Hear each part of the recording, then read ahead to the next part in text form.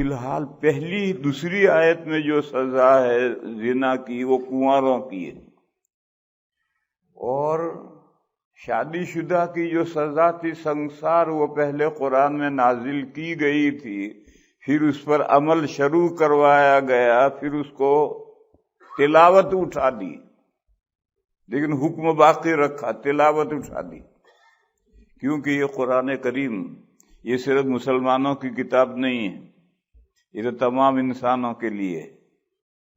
بس جب غیر مسلم قرآن کو مطالعہ کریں گے، پڑھیں گے، اور اس آیت پر سے گزریں گے کہ جو شادی شدہ زنا کرے تو اس کو سنسار کر دیا جائے گا، تو وہ اسلام سے رک جائے گا، کیونکہ وہ کافر ہونے کی حالت میں زنا کا عادی ہے۔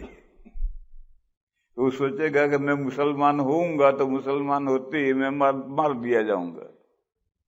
تو وہ آیت، یہ قرآن صرف مسائل کی کتاب نہیں ہے، یہ کتاب ہدایت بھی ہے، اس کتاب کے مطالعے سے لوگوں کو ہدایت ملتی ہے، کتاب دعوت بھی ہے۔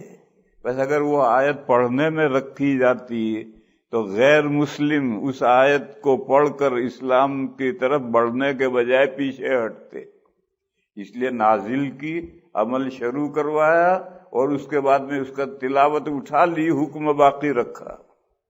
کیوں؟ مثال دوں میں اس کی، آج کل جتنے مسلمانوں کے ملک ہیں، مثلا پاکستان لو، وہاں اسلامی قوانین کی مخالفت کرنے والے وڈیلے ہیں، جو ایجوکیٹڈ، جو پارلیمنٹرین ہیں، یہ سب اسلامی قوانین کی مخالفت کرتے ہیں۔ اسلامی قوانین 4 ہیں: زنا کی سزا، زنا کی تہمت لگانے کی سزا، چوری کی سزا اور شراب پینے کی سزا۔ یہی 4 سزائیں بڑی سخت ہیں، مگر ان کے جاری کرنے کی نوبت بہت کم آتی ہیں، صرف ہوا ہیں۔ اب یہ جتنے بڑے ہیں ان گناہوں میں یہی مبتلا ہے۔ زنا وہ کرتے ہیں، ایک دوسرے پر زناؤں کی تہمت وہ لگاتے ہیں، چوریاں تو ایسی ایسی کرتے ہیں کہ سارے ملک کے چور ویسی چوریاں نہیں کر سکتے، ایسی چوریاں کرتے ہیں، اور شراب کے بغیر تو ان کی کوئی محفل ہوتی ہی نہیں۔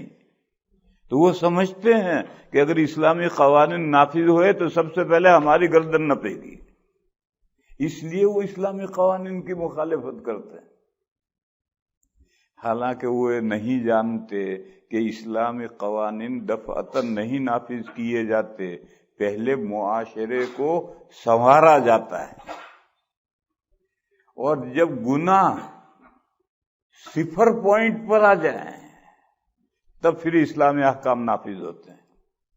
اس نقطے کو سمجھو، ایک دم رات کو سوئے، آج بل پاس کیا، کل سے اسلامی سزا، تو سینکڑوں آدمی کوڑے پڑتے ہو جائیں گے اور کتنے ہی سنسار کیے جائیں گے۔